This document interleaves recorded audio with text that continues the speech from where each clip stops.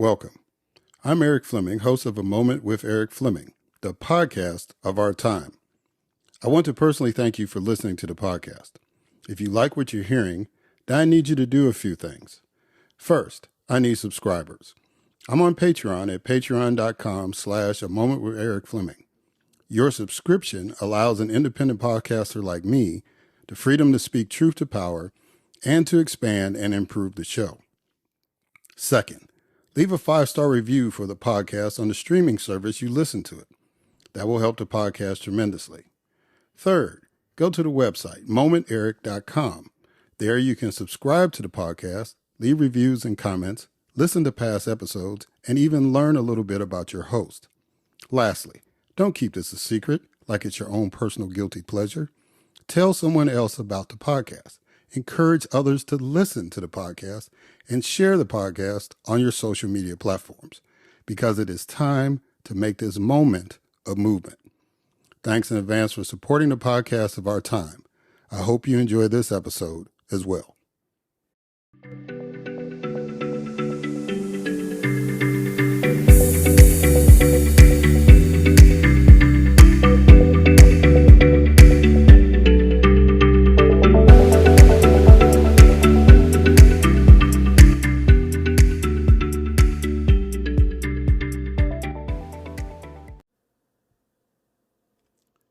Hello, and welcome to another Moment with Eric Fleming. I am your host, Eric Fleming. So, today I have a guest on who is an embodiment of an empowered woman. And she has written a book that talks about the challenges of that and how to overcome those challenges. But I would be remiss if I didn't acknowledge the tragic death of an empowered woman. And her name was Crystal Welch. Now, Crystal Welch and I were not best friends. We knew each other. We respected each other. But she was younger than me, so we didn't really hang in the same circles a lot. But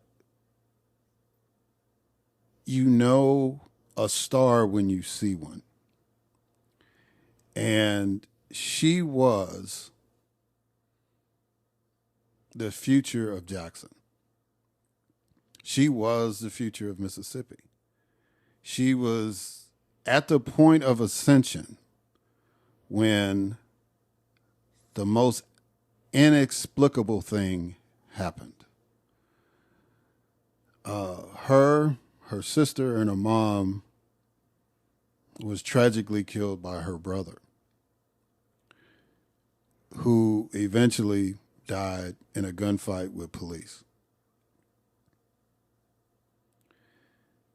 But the tragedy is not the thing I want to highlight real quick. The thing I want to highlight is that Crystal left a lot of folks who really, really respected and loved her. And I offer my condolences to her friends, her family, but to the city of Jackson and the state of Mississippi, because that's a loss. This was the example of an empowered woman, especially an empowered woman of color. And I just hope that, after the flowers and the platitudes and the initial responses of grief, that the legacy of Crystal Welch will be that those women will be even more determined to fight the good fight, to pick up the mantle and keep pushing forward. it's very rare when you run into somebody that's a rising star. It's very rare when you run into somebody who is the embodiment of what we want all of our children to be. And it's really tough when they're taken away from you, right when that star was its brightest. So I wanted to acknowledge that, especially considering the guests that I have coming on, because it's just a strange, ironic twist that Crystal's death coincides with this lady being scheduled to be on the podcast. And once you hear my guest, you kind of get a sense of why I've made the comparison with Miss Welch. Again, my condolences to the family, to her friends, and again to the city of Jackson and the state of Mississippi for that loss. Now, having said that, it's time to get on with the program, and we'll start it off with a moment of news with Grace G.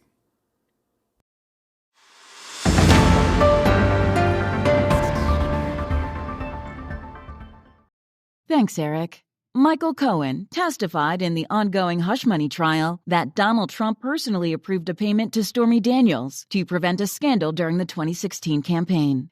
A Florida sheriff released body cam footage of a deputy fatally shooting a black airman, Roger Forston, following pressure from civil rights attorney Ben Crump. Angela Also Brooks won the Maryland Democratic Senate primary and will face former Governor Larry Hogan in November. The U.S. Supreme Court temporarily upheld a Louisiana electoral map with 2 majority black congressional districts. U.S. President Joe Biden and Donald Trump agreed to 2 debates on June 7th and September 10th. A federal appeals court affirmed Steve Bannon's conviction for contempt of Congress related to the January 6th Capitol riot investigation. Prosecutors advocated for a 40-year prison sentence for David Wayne DePape, who was found guilty of attacking former House Speaker Nancy Pelosi's husband.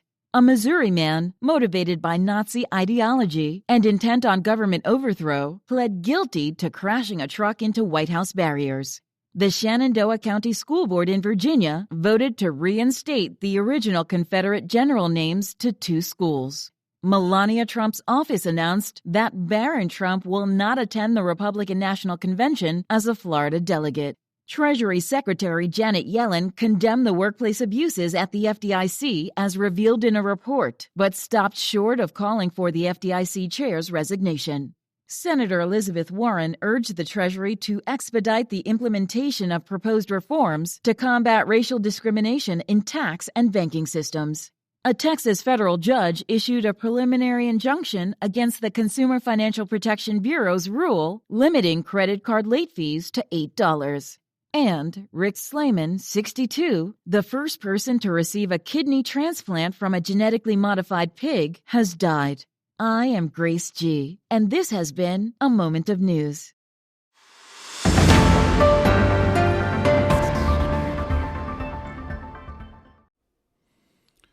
All right. Thank you, Grace, for that moment of news. And now it is time for my guest, Dr. Damary Bonilla-Rodriguez. Dr. Damary Bonilla-Rodriguez is a national leading authority on leadership development, especially as it pertains to diversity and inclusion. She delivers keynote addresses and presentations drawing upon her experience from roles in the nonprofit, private, and government sectors, as well as her doctoral research. Her research about Latina leadership in the United States has served as the foundation for events, conference sessions, publications, and content development to address the urgency of leadership development for a fast-growing population and create a pipeline of diverse leaders. Dr. Bonilla-Rodriguez holds a Bachelor's of Arts degree in Spanish and social work from the College of New Rochelle, where she received the College President's Medal, graduated with departmental honors, and was awarded the Sigma Delta Pi Spanish Award. She also holds a Master's of Science degree in Organizational Communications and a specialized certification in Corporate Communications, both from the College of New Rochelle. Personal endeavors of overcoming statistics and accessing higher education led to her getting a doctorate in education focusing on executive leadership from St. John Fisher College. She self-identifies as a lifelong learner and recently completed the Harvard Institute's coaching program. To change the political and leadership landscape for Latinos, Dr. Bonilla-Rodriguez ran for state representative in the 189th District of Pennsylvania in the 2016 election cycle, where she became the first Hispanic to make a state ballot in Pike and Monroe counties. In November 2019, she became the first Hispanic elected as school board director in the East Stroudsburg area school district, where she served a 4-year term, chaired the education committee during her full tenure. She represented the ESASD on the Colonial Intermediate Unit 20 board, where she was the first Hispanic and person of color appointed and served as vice president for 3 years. Passionate about supporting professional organizations, she is a board member of the ACLU of Pennsylvania, Latina Vida, Latinas on the Plaza, and an advisory board member for several organizations, including the Board of Hispanic Caucus Chairs, Monroe County Children and Youth, where she chairs the Education Committee, and the League of Women Voters PA DEI Steering Committee. Further accomplishments include serving as a gubernatorial appointee to Governor Tom Wolf's Latino Commission, where she served for 6 years and chaired the statewide Education Committee, serving on the Broadhead Watershed Association Board, serving as Vice President of Professional Development for Prospanica, New York, serving on the Pennsylvania Department of Education Equity Task Force, where she chaired the Advocacy Subcommittee, and more efforts relating to social justice and equity at the local, state, and national levels. Dr. Bonilla-Rodriguez was recognized as a 2014 Coors Light Lideres finalist and is the recipient of numerous awards, including a proclamation from the NYS Assembly, proud to be Latina Soy Poderosa Award, the GACLA Recognition Award, the SISGI Beyond Good Ideas Excellent in Nonprofit Leadership Award, and Latino Diamante Comunicad. Her published written accomplishments include her recent book, Modern Marianismo, Its Relevance and the Connection to Imposter Syndrome and Perfectionism, as well as co-authoring Gender, Race, and Ethnicity in the Workplace and Today's Inspired Latina Volume 2, and contributing to the Huffington Post. She has been featured in many podcasts and media outlets, including PDE Presents, NBC Latino, Chief Writing Wolf, and the Empowered Latina series. While she is proud of her many accomplishments, she highlights her greatest as being the mother of 14-year-old twin boys, Caleb and Joshua. She resides in Pennsylvania with her boys and her husband, Robert. Ladies and gentlemen, it is my distinct honor and privilege to have as a guest on this podcast, Dr. Damary Bonilla-Rodriguez.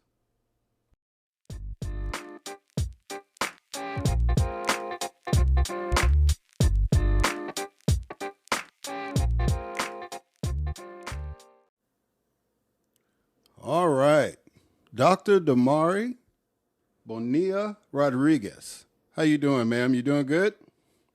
I'm good. I'm excited to be here with you. Thank you for the opportunity. Well, I am honored to have you on. See, one of the cool things about my podcast is that, a political podcast, they say, well, you got to get this elected official and that, and a lot of them do that.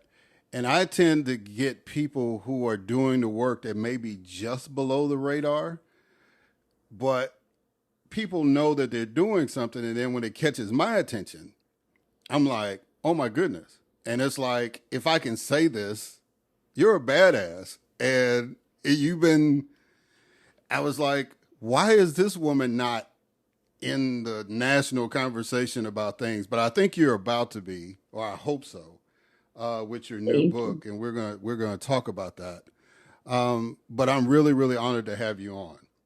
Now, one of the Thank you. things, yes, ma'am. So one of the things I like to do to kind of start the interview off is to throw a quote at the guest. So this is your quote. If I have seen further, it is by standing on the shoulders of giants. What does that quote mean to you? Funny thing is that quote is at the bottom of my bio to close out my bio. And it means to me that someone had to pave the way for me to be where I am.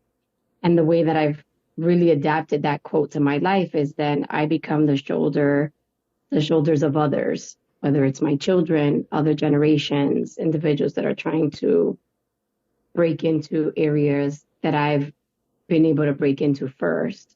So we all have to be willing to be someone's shoulders because we've all had someone's shoulders to stand on, regardless of your life's path, the sector that you're in, or the work that you do. So my first question to you is, how did a young Latina go from growing up in the Wilson projects in Spanish Harlem to being part of the 4% of U.S. Latinas that hold a doctoral degree? That is a lot to unpack. So we'll share it in the way that people can digest and say that first of all, the use of the name of the housing project that I grew up in by you is really an opportunity that says to me that I see you, I hear you, I understand how tough that journey was, right? So I often say I grew up in the projects of New York City, or I grew up in NYCHA, as we call it, New York City Housing Authority. But when you get to identify which projects you grew up in, there are different ones. If you say Taft, that's 115th. If you say Wilson, that's 106. It's a different level of representation. And so I want to thank you for not just creating the forum, but actually doing the work to acknowledge individuals. And for me, it's people like you that have helped me get from being a negative statistic to being a positive statistic. And statistics around Latinas with doctoral degrees is not extremely accurate. So they say between 3 and 4%, right? So we always say less than 4%. But to paint the picture, there are over 14 million Latinas age 18 and over in the United States. Those are adult Latinas. Those are the ones who are counted, who are, on paper, if you will, through the U.S. Census. There are many more. So less than 4% of that is not many, but it's been through individuals that have seen me and heard me through mentorship, the faith-based experience that I had with my grandparents bringing me up in church, the individuals that told me that I had something to share from when I was a little girl.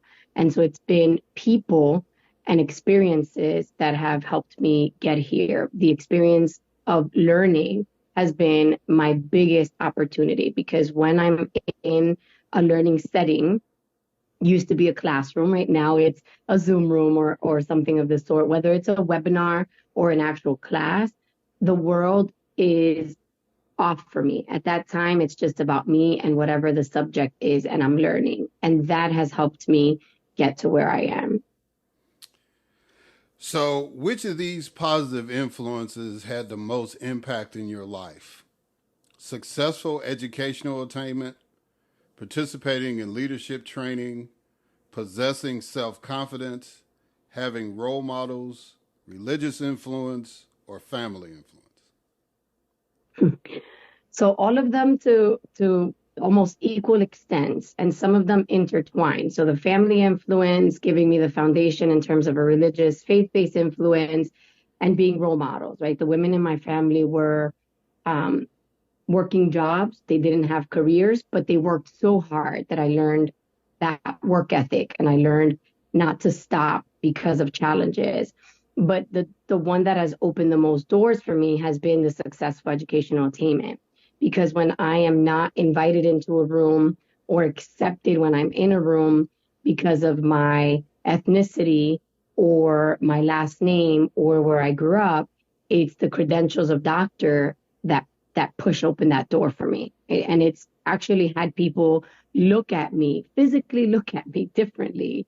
And so I was once co-presenting with a colleague in a small town in Georgia, and it was an all-white older school board, very few women, which is actually the story across the country.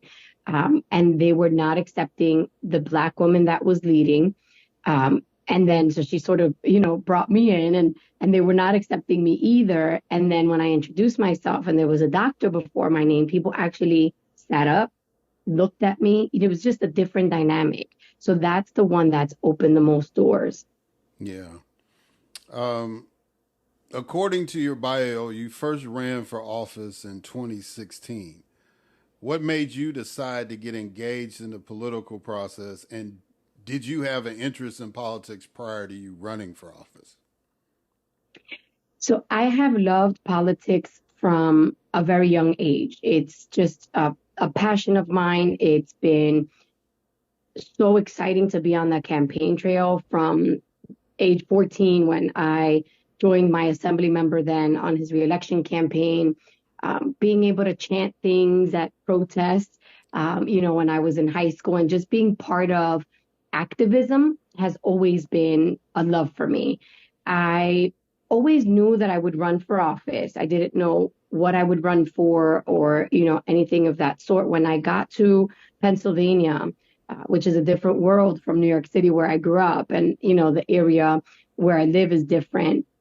And there's not a lot of diversity in terms of leadership positions and political positions, and representation is not accurate.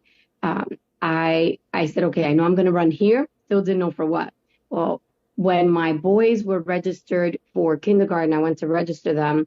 I experienced a negative situation where I was undermined, I was spoken down to. And the one thing the person asked me was, what is your highest level of education? And I was very happy to answer that. But said, first, I want to know your highest level of education, right? And she said she had a master's degree. I said, great. As a woman, I'm proud of you and I'm happy for you. I have a doctorate and it's in education, right? So the assumption that because I was in jeans and flip-flops, which is how I usually spend my days, or because of my last name, that I wasn't formally educated.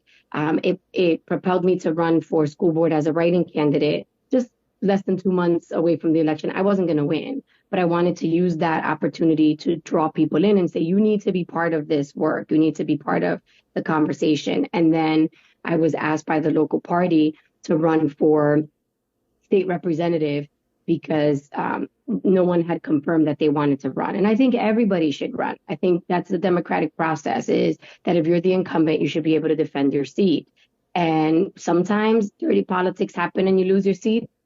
It is what it is. If people see the consequences of not voting because of that, then they will be activated to vote as well. So for me, politics is about educating people, engaging people, empowering people that need to be part of the process. And so I ran for state representative. I became the first Hispanic to make a state ballot in 2 counties. And then, and I didn't win. I didn't have the money. I didn't have the name recognition.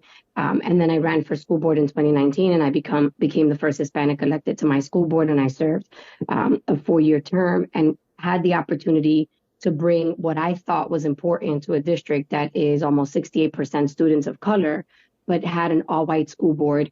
And after I departed in December, is now again an all-white school board. And the conversation around that for some individuals politically was, she's so divisive. And no, it's the reality that students need people that understand their experience, students that see people that look like them achieving things and being in seats of power and being able to create those policies that take into consideration their lived experiences.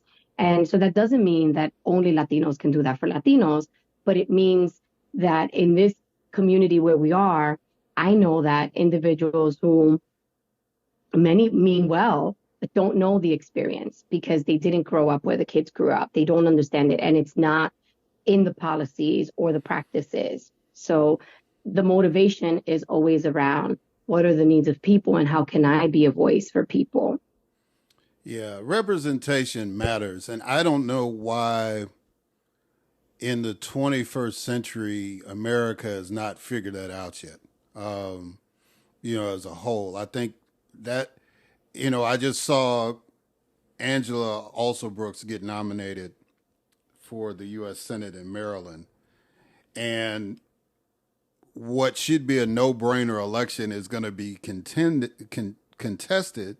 because it's like, well, he was a governor and, he was pretty popular and all that stuff. I'm like, but he's running against a Democrat in a Democratic state. The only Right. reason why it's equalizer is because there are people in that state that are like, I'm not comfortable with representation, right? Well, So, correct. so I'm glad that you had the fortitude to push that issue and do what you did on the school board. But I will ask you this question: Mhm. did you feel more empowered as an activist or as an elected official? Oh, as an activist for sure. I don't like the red tape of being an elected official. I've been elected and appointed at the same time, and I'm still an appointed official. I don't like the red tape. I don't like, the rubber stamping and the nonsense that happens. But sometimes we have to be there so that we do shake things up, right? So that we do bring attention and shed light on those issues so that we can be part of creating the policies and putting practices in place. And that's what we've seen with a lot of minority students, with students whose families face dynamics of poverty around socioeconomic status, immigration status, living in fear, just all of these dynamics that I grew up facing. It was only because my grandmother, who didn't speak, read, or write English well, learned enough to defend herself, was a fighter. And she would speak up and she would, even in her broken English. And I saw that and it motivated me. And so the experience over the last 4 years, interestingly enough, I was speaking with a friend yesterday and I was kind of going through some things. And she texted me and said, that seems traumatic and exhausting. And I wrote back and said, you captured it well in those two words. And unpacking that is to say that I had to defend use of my title of doctor in public meetings at a school board of education, that I had to explain, why I always have something to say, that I had to endure verbal and written, attacks from individuals that, to your point, um, some identify with your political party, but when it comes to you taking a seat of power, well, I draw the line there. It's okay when we're Democrats and we're on the campaign trail and we're pushing for this candidate, but for you to be the candidate or you to take the seat, well, I'm not okay with that. I've experienced it all, but at the end of the day, I've overcome a lot of things to be where I am because of the people that have supported me, that continue to support me, that push me, and because of the haters too. Right? That's something I've learned in my adult life. Great. What is it about me that you don't like? Oh, you don't like that I always have something to say? Okay, because I live with a sense of purpose and urgency. And our young people don't have time for us to sit around and BS, for us to sit around and sugarcoat, for us to sit around and pretend that everything is okay. For me to sit here in a position of power equal to you, even though you don't believe that, and not make waves and not push against the status quo. How dare I? And that's one of the issues that I take up with individuals that get to a position and then they sit back or they're content because they're there. Well, for me, it wasn't about making it. And like I said at my last meeting, the school board didn't make me and it's not going to break me. And you'll continue to see me because the activism piece, back to your question, is most important to me. Yeah, yeah, I agree with everything you just said. That's kind of an amen corner from my standpoint because I mean, before I got elected, I was a hellraiser, and I had to explain to colleagues, it's like our role in the building is different than the people in the streets. Now, if Hmm. you want to go back to the streets, go ahead and go back to the streets, but we have to fight the battle in here. That's why we were elected.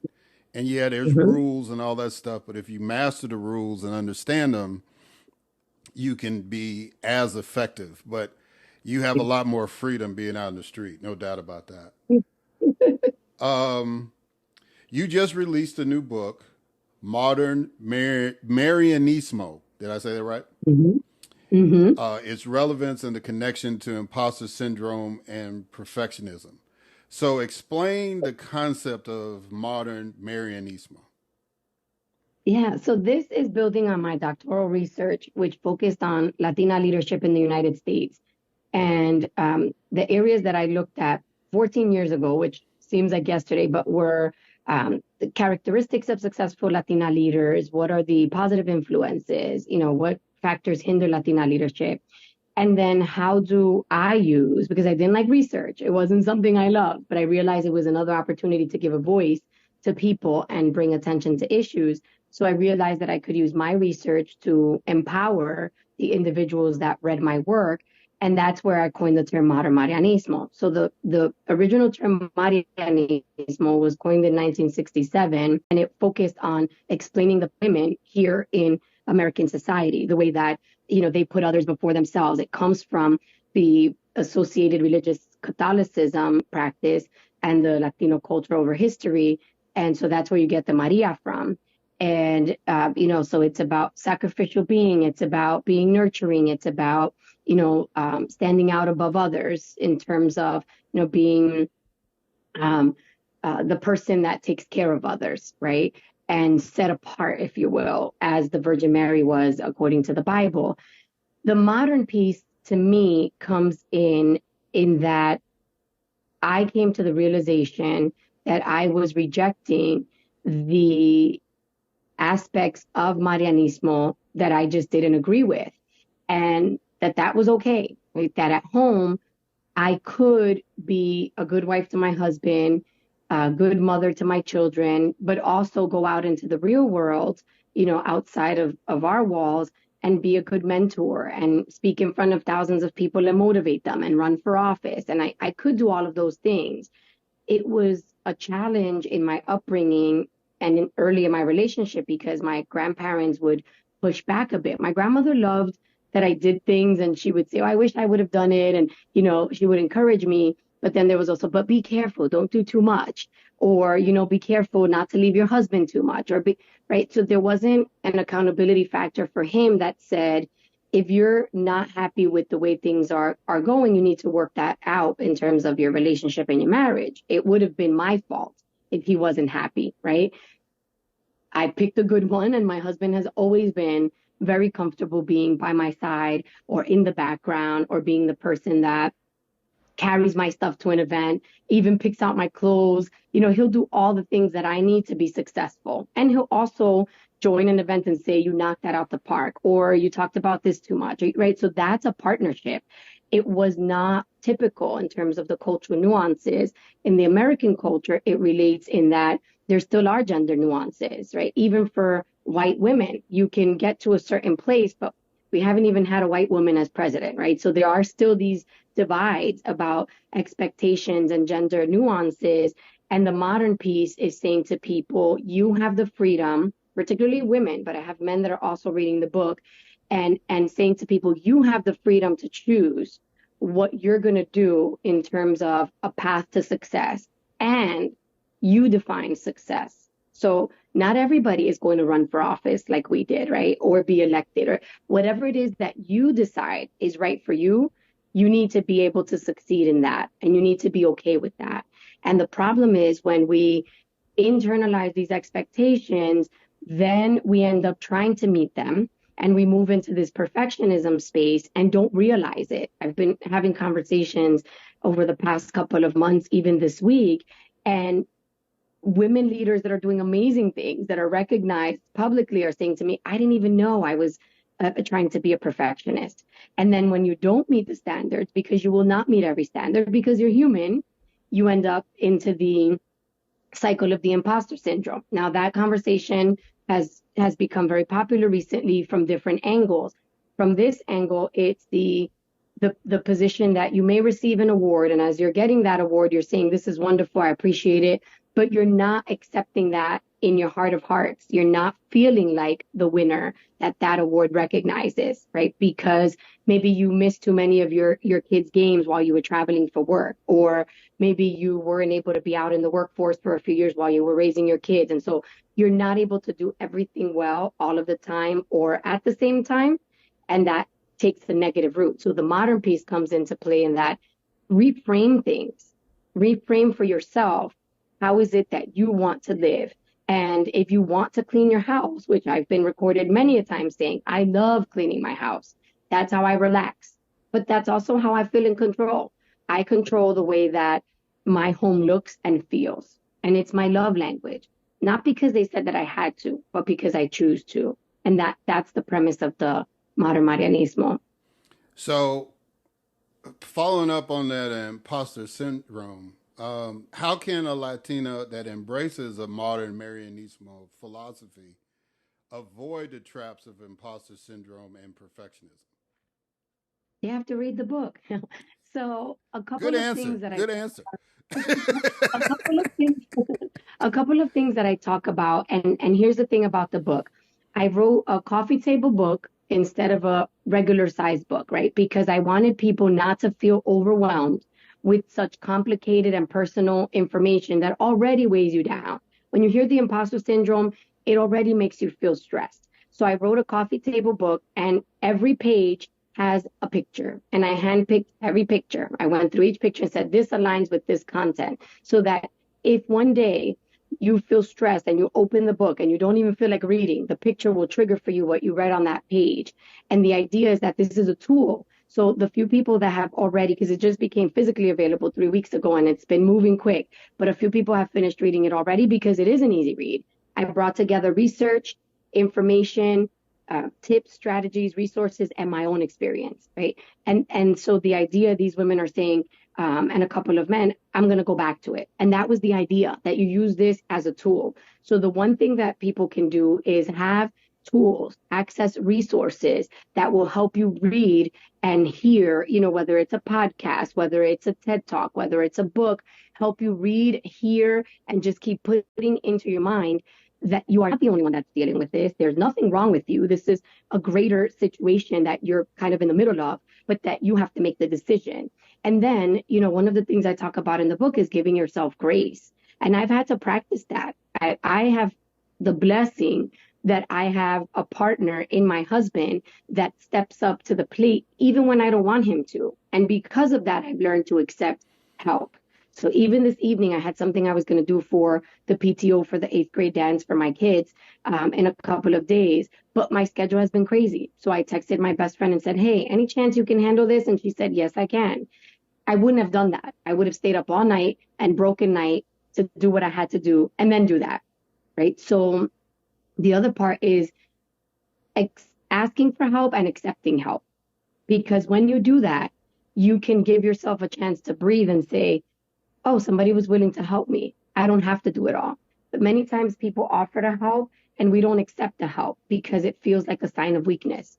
But it's not. It's actually strength to be able to say, I'm tired. And I had to learn things like being able to say, I'm tired, going to bed before 3 o'clock in the morning, putting something down and saying, I'm going to work on it tomorrow. And even napping. I've learned how to nap in the past year and a half to 2 years, because I would feel guilty if I laid down for a few minutes. How dare I close my eyes when there's so much to do, right? There's a world to change. There are people in need. The house has to be clean. Everybody needs something.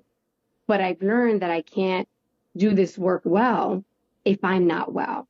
And I said that for a long time, and I would do it for a little bit of time, but now I've had to internalize it. So the book was, in part capturing my own journey. And it's also a tool for me because I've gone back to it over the past couple of weeks.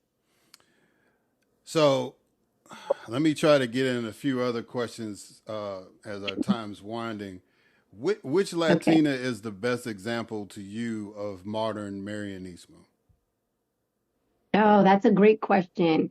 Um, I would say that Justice Sonia Sotomayor definitely fits that description because I'm always going back to her quotes and her work and her experience, right? And she talks about not allowing others to define your value. And she talks about, regardless of the circumstances, right? She's dealt with illness and poverty and loss of a parent and things that I've also dealt with. So, seeing how she was able to push through from growing up in the ghetto of New York City with all of these challenges to become a first. And that's the experience of many women of color, many women in general who become the first and are often the only, but still do not process what that really means. So I think she's a great example. Why is the development of Latina leaders important for the future of this country? Something that I've been talking about recently through my ACLU board work and advocacy is that if you allow my freedom of speech to be taken today, you should be prepared that yours will be taken tomorrow. And that's the same idea with why do Latinas need to be a focus? Why do we have to talk about just them? If we don't talk about Latinas and the importance of including Latinas and creating space for Latinas, we're not going to be able to talk about any specific demographic. And therefore, we're not creating the inclusive society that we really need in order to achieve representation. Right? We need individuals from all walks of life to be at the table. But when you look at the data shows that Latinas are the least paid of all women from all racial and ethnic backgrounds, right? So the pay gap is one reason. When you look at educational achievement, Latinas have been moving and making strides in the last decade, but it's still not fast enough. And so it is a demographic that is growing, right? Latinos are the youngest population in the country. The Latino community has been booming over the past decade, plus, and we are not going to have full representation if Latinas are not at the table.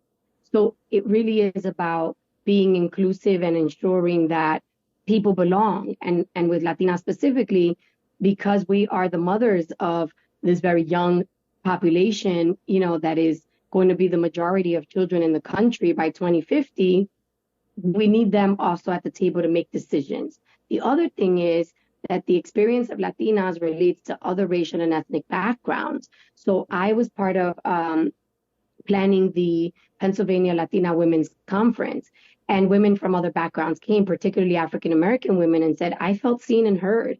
And I wasn't offended that it was the Latina Women Conference because the content related to me, because I saw dark-skinned women on the panels that looked like me, that identify as Afro-Latinas, because the issues are very similar. And I've had Italian women call me about the book and say, this was similar in my upbringing too, with some of those expectations and nuances. So when you're able to connect the dots, because you're at the bottom in terms of society's hierarchy, then you can help others as well. And that's what, I know that I do as a Latina.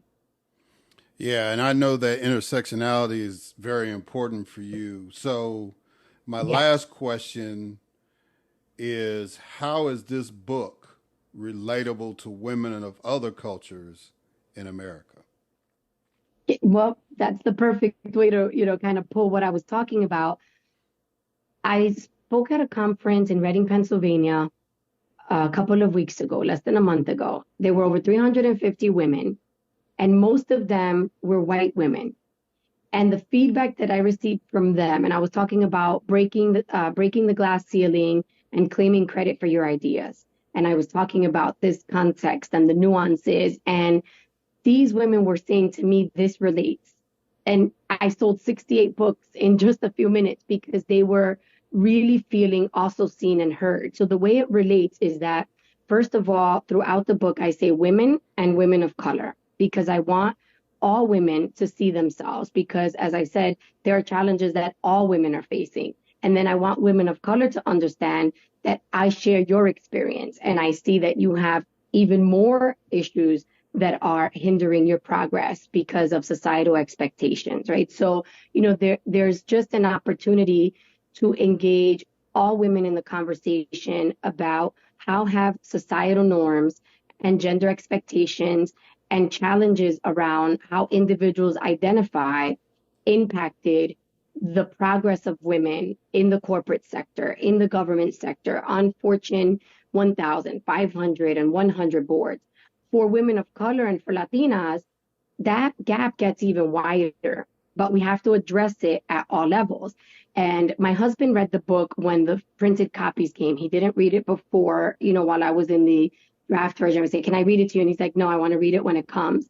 And he said to me, I love that you branched out the modern Marianismo from your doctoral research about Latinas to address all women. Because in the work I've seen you do over the last 14 years, he's like, so many different women come over to you and tell you, this is my experience as well. And so I really appreciate that he validated that so that I can then tell you, this is how it applies.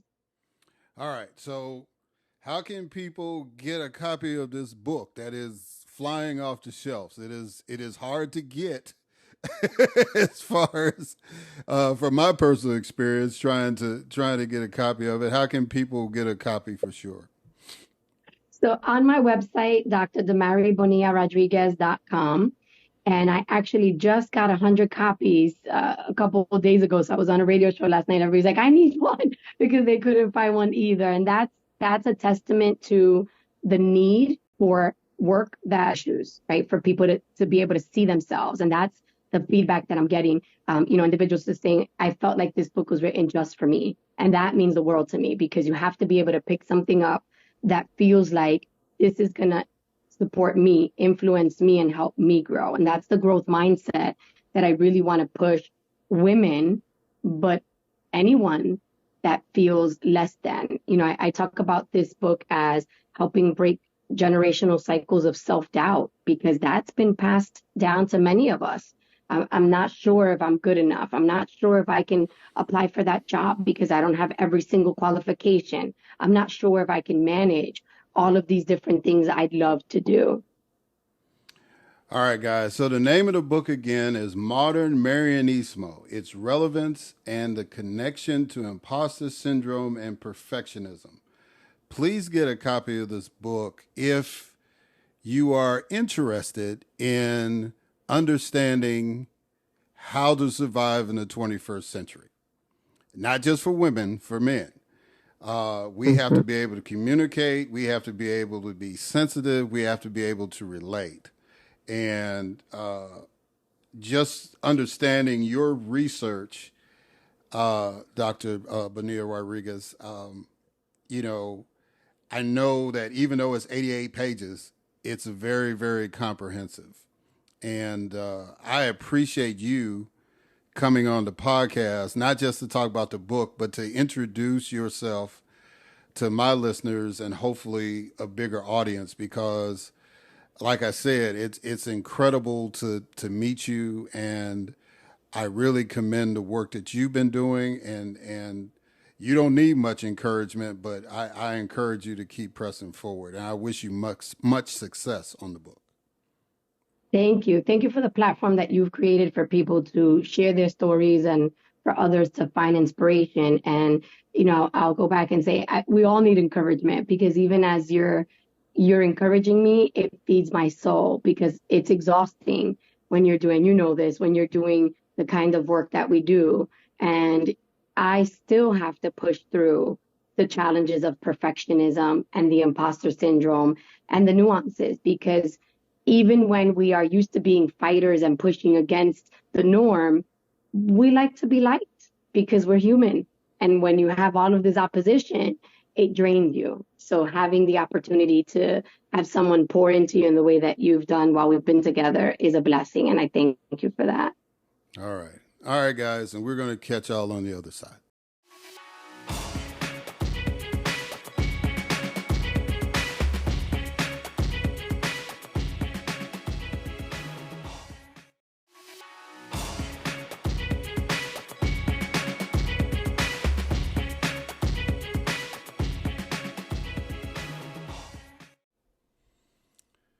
All right, and we are back. So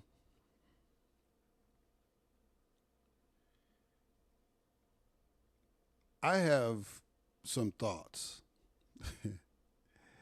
First of all, I want to thank Dr. Bonilla-Rodriguez for coming on the podcast, and I encourage y'all to support her and get that book, Modern Marianismo. And like she said, it's set up as an easy read for you, and it's a big book. It's a coffee table book, so it's kind of unusual as far as how it's set up. But she aptly explained her motivation for doing that, and again, I encourage everybody to get it.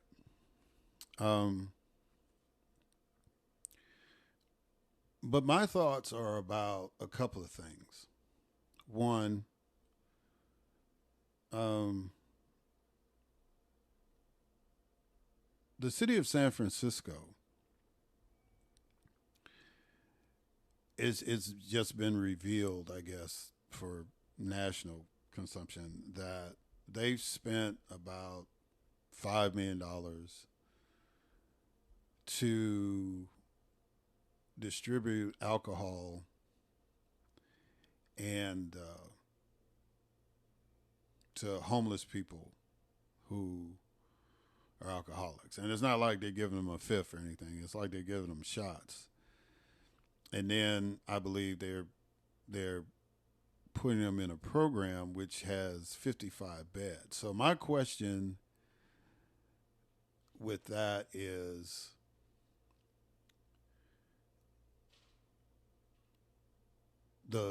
what is the overhead on that? See, San Francisco has in the past tried to do some things different. It was like, to stop the spread of HIV, they were the first city to offer clean needles and foil paper for folks. And, this program falls in the same line as that line of thinking. But looking at the city's budget, which is the one of two cities that have a budget that's over $1 billion.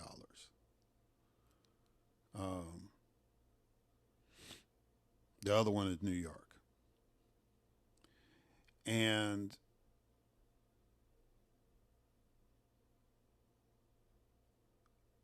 it seems to me that if we are going to put resources into helping homeless people who may be addicted to alcohol or drugs, that we really put more emphasis on treatment facilities as opposed to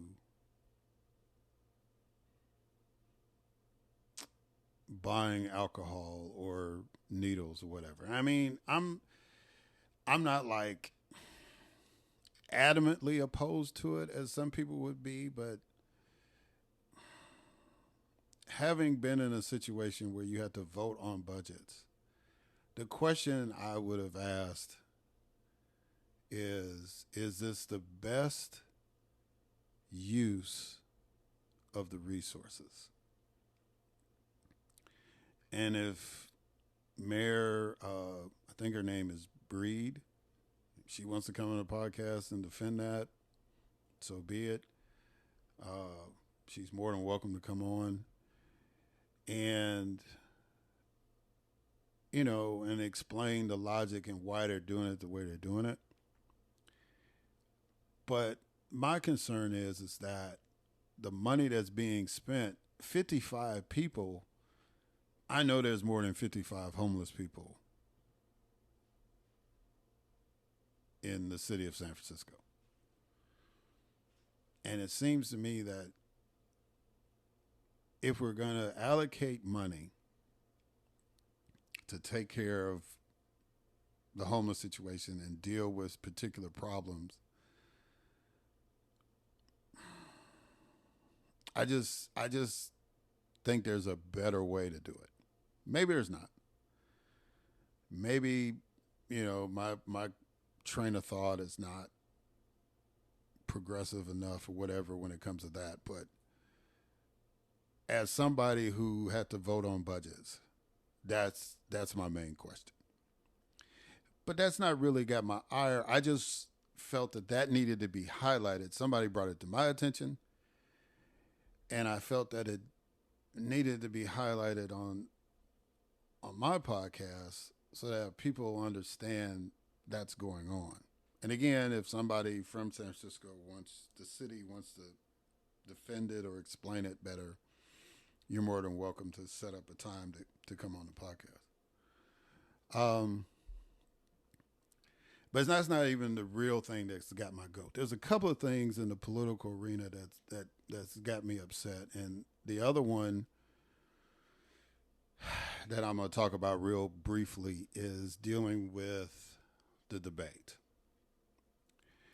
So it seems as though that President Biden has decided to accept Donald Trump's request to debate earlier than what is normally scheduled.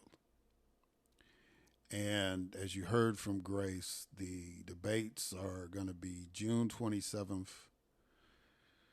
and September the 10th. And there have been schools of thought saying, well, President Biden shouldn't debate him because, we don't need to go through what we went through in 2020 and don't need to give Donald Trump any legitimacy and all that stuff. And then there's the other side that's saying, well, he's the president of the United States, and, if you're running for re-election, you should debate any challenger, and,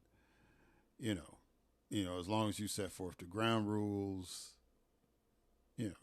and it didn't hurt him last time, despite the antics of then President Trump. Biden was able to beat him, right? And I kind of go with the latter, that people running for president should have a debate. They should have several. And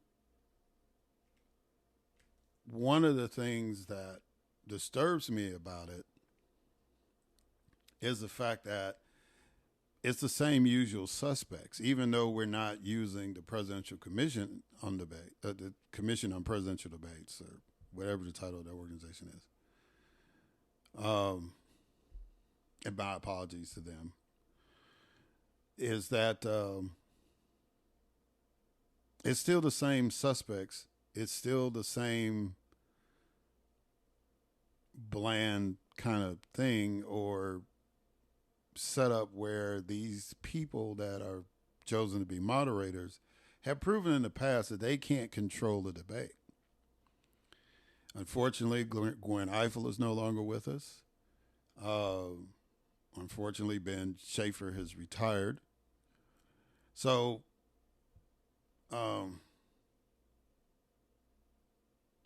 it's just, we don't really have anybody that's capable of truly moderating the debate, at least from the names that I've heard, right? Because the whole point of moderating the debate is to make sure that the candidates are allowed to make their points and that it's done in a controlled fashion and that the moderators are not trying to be the stars. Right. And that's just my opinion. They can take it however they want to, but that's just the way I feel. But I'm really feeling some kind of way because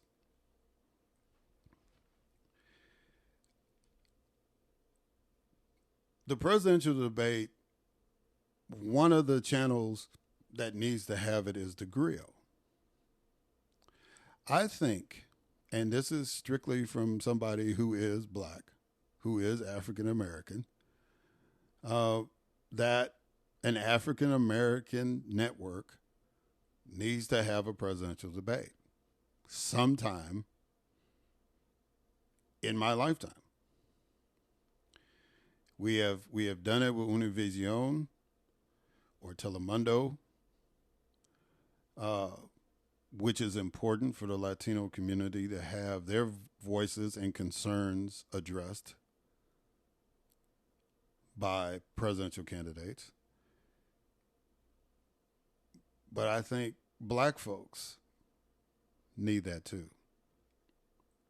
And I think that one of the main issues about the black vote is that many black people, young, old, rich, poor, feel a disconnect a lot of times. They're asked by one political party to maximize a vote, and then the other political party ignores them, but then expects them to support their candidate. And I think those questions need to be asked. Why do the Democrats think that every black person should vote for the Democratic Party? Why does the Republican Party feel as though that in their platform or with their candidates that they don't need the black vote to win? How are you going to address the issue of reparations? How are you going to address the issue of public education? How are you going to address the disparities in healthcare? How are you going to address the disparities in wages? Why is it that for every $100 a white man has, a black man has 5? I think a president of the United States needs to answer those questions. And more importantly, what are you going to do to fix it? Right? What are you going to do to address racism? And not look at a white person and tell a white person how you're going to address racism in the black community. You need to talk to black folks. And the reason why I say that is because one of the reasons why, as a young legislator, I ran for Speaker of the House was because we had all these black members who had all this seniority, and they were not given positions of leadership on major committees. So because of my candidacy, the leading candidates for Speaker had to address the Black Caucus and make commitments. And out of those commitments, we got the first African American to be the chairman of Ways and Means. Now, we had been going to all these national conferences, and we've seen our colleagues in other states achieve those kind of positions. But it wasn't happening in Mississippi, which has the largest percentage of African Americans in the country. So I jumped out there and ran. And basically, once the commitment was there for those candidates to meet with the caucus, I dropped out. And I believe it was 22 African Americans ended up being chairs of committees or vice chairs or whatever the case may be. But we got Ways and Means. We got a major committee. And since then, we have had African Americans on both sides of the both chambers receive major committee assignments. Even a Republican lieutenant governor picked an African American to serve on as chair of the Transportation Committee, and that gentleman parlayed that to become the first black transportation commissioner in the history of the state of Mississippi. So representation, as you heard in the interview with Dr. Bonilla-Rodriguez, is important. And I think it's vitally important when we are trying to determine who the president of the United States is going to be. Are we going to keep the guy we got, or are we going to go back to the guy we had? And if you want to reach black voters, you can't do it on CNN. Can't do it on ABC, NBC, CBS, or even MSNBC or Fox. We have a black news channel. It's called The Griot. And I promise you that if the commitment is made that there's going to be a debate on the Griot between Joe Biden and Donald Trump, that black folks would tune in. They'll use Black Twitter, they'll use Spill, they'll use Spoutable, whatever, Facebook, LinkedIn, whatever social media outlet, and to get questions in and all that kind of stuff. And it'll be watched. And there will be immediate feedback. And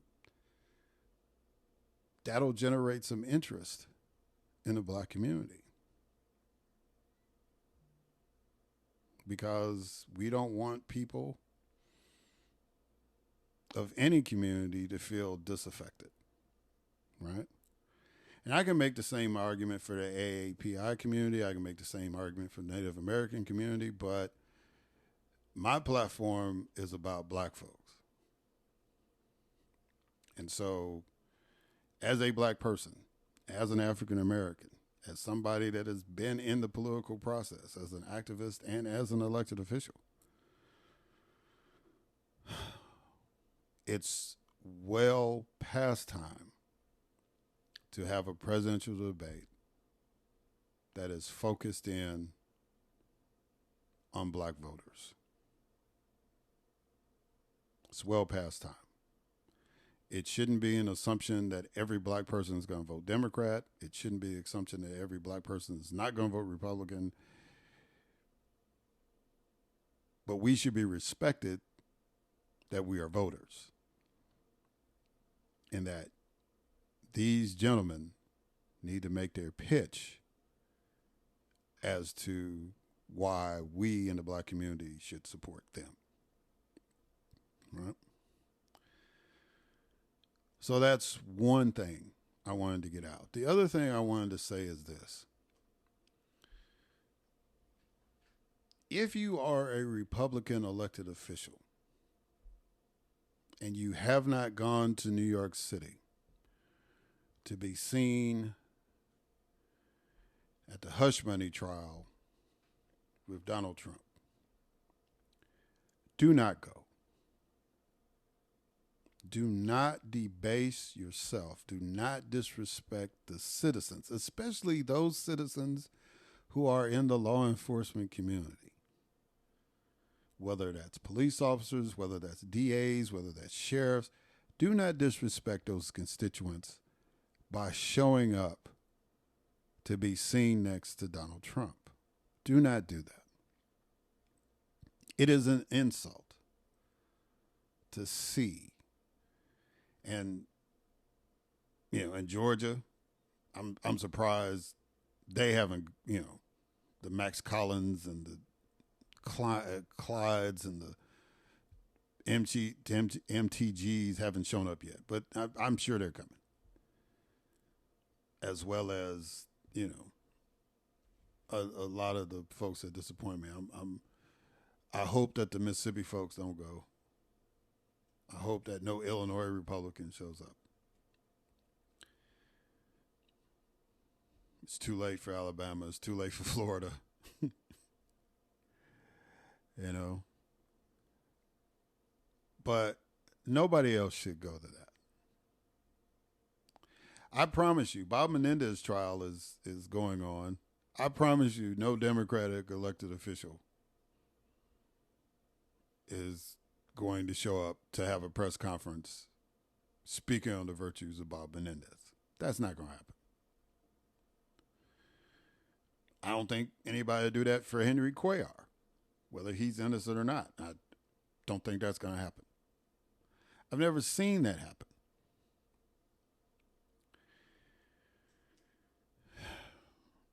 I've seen black elected officials stand up for people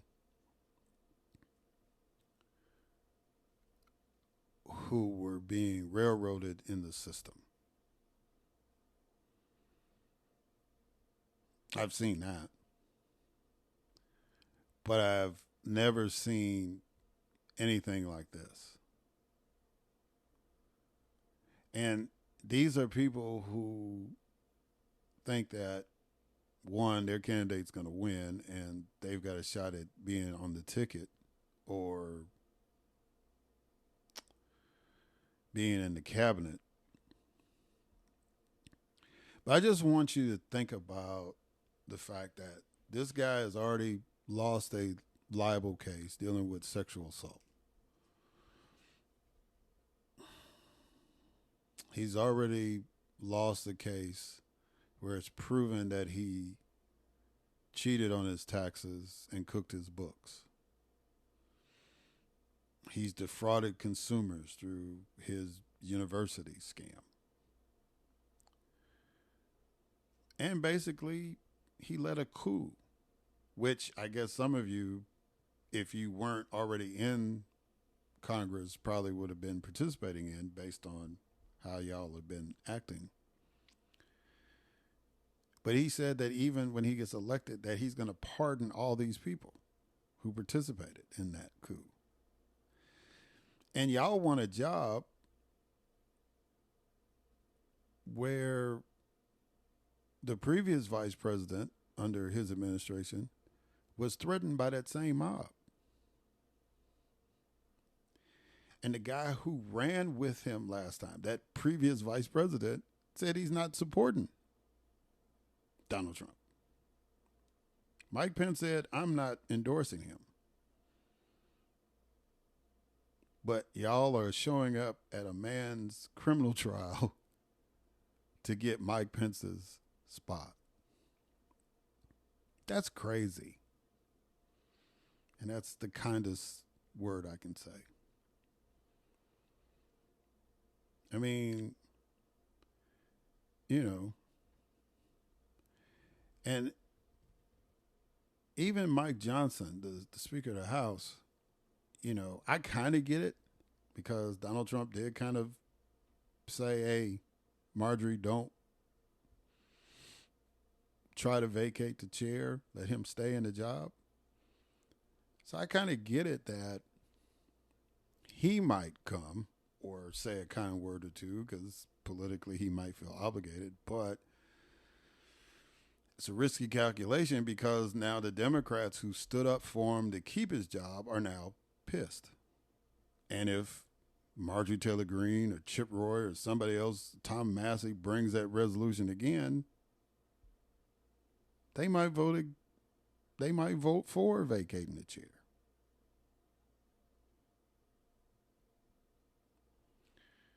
So you have to make the calculation. I get it that, you know, these folks think that they're in safe seats, whether it's a state like Alabama or a gerrymandered congressional district where you're not going to lose despite who the Democrats put up. But in this political climate, I wouldn't bank on that. I think people are fed up. People are hurt, right? There's real trauma out there. I talk to coworkers at my regular job. And when they talk about whether they're going to support Biden or whether they're going to support Trump, the one common denominator is hurt. And it may not be hurt in the super traumatical sense, but you feel pain when they explain why they're supporting this person over the other. Whether it's they feel about inflation or whether it's about racism or whatever they're motivating, whatever hurts them, you feel it. And so if you come across as cavalier, if you come across as I'm above that, I can do what I want to do, I don't have to have my ear to the ground to sense what direction the country is going, whether it's a congressional district or a state or the nation as a whole.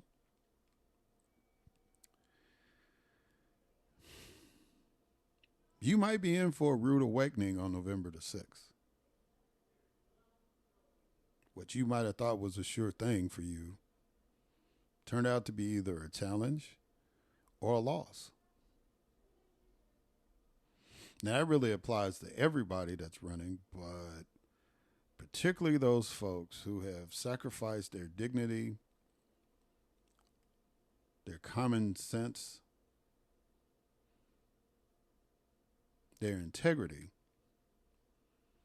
to parade themselves and show support for a guy who's been charged with, at the very least, lying on his books and not reporting money that he dispersed and lying about the purpose of it, to the felony part, which is election interference.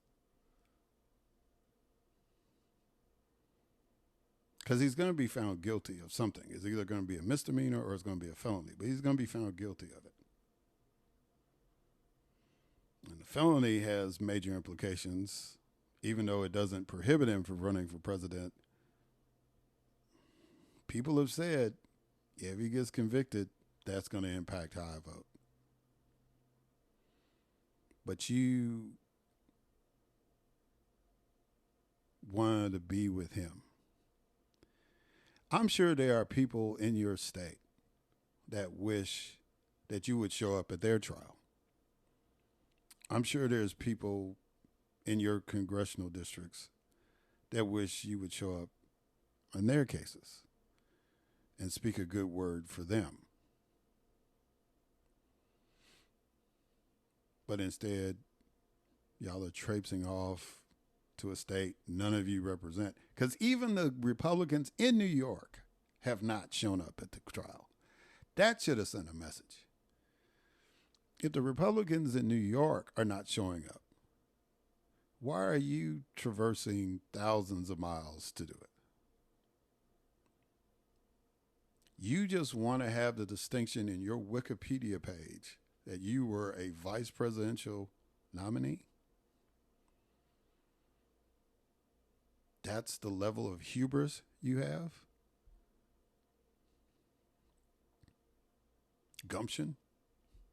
Ego?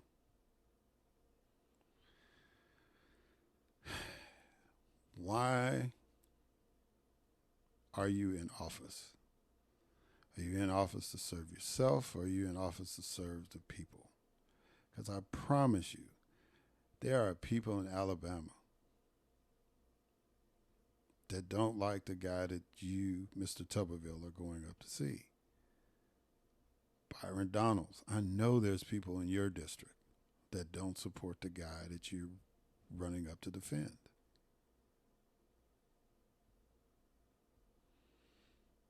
And I don't have to guess. All I have to do is look at the primaries and see that Nikki Haley, 2 months after she dropped out, is still getting votes.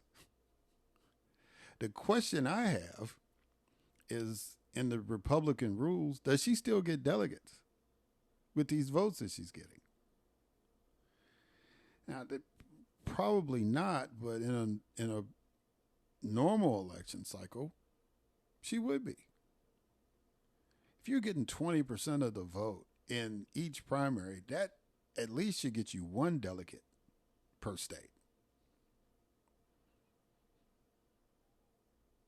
And if you walk up in the convention with 50 plus delegates, that should give you a say-so in what's going on in the party platform, if you're going to have one. Because 4 years ago, y'all didn't have one. But you keep looking across, and there's 20% here, and 22% there, and 18% somewhere else, and da da da. It's just a consistent, like right around averaging 20% of every Republican that shows up in a primary. 1 out of every 5, right? Yeah, 1 out of every 5 is not supporting you.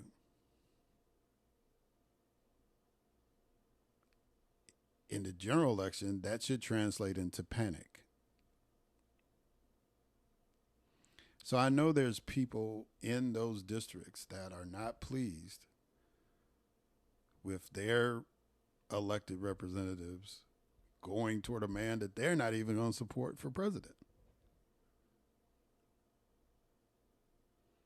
Now, they're going to come back if they get 70% of the vote or 80% of the vote in their gerrymandered district. They're going to be like, oh, well, screw y'all and y'all commentary. It's like, but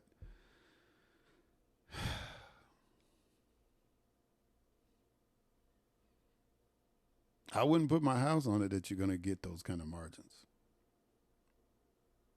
I wouldn't bet my life on it because people are hurting.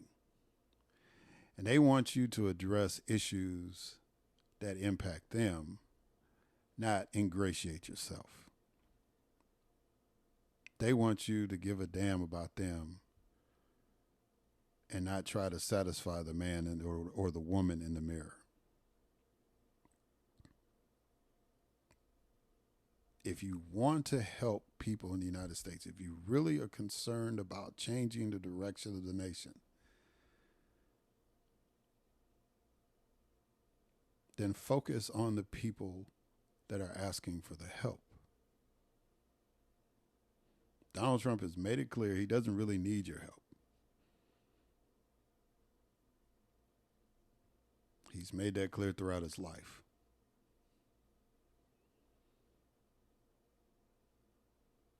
What you need to be doing, instead of spending money to go, and then it's a question, were you on the congressional dime when you did that, or, on your own dime? But since you're a paid member of Congress, it's about the same, I guess.